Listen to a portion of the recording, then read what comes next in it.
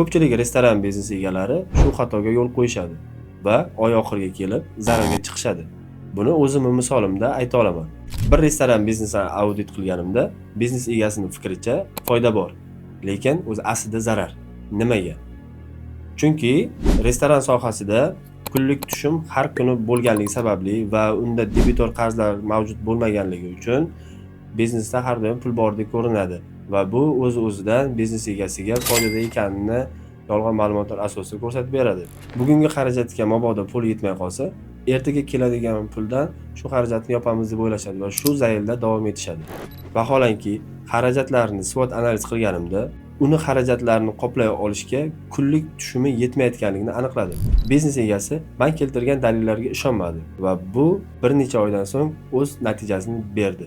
Ya'ni biznesga pul yetmasligi va u zararga chiqishni boshladi.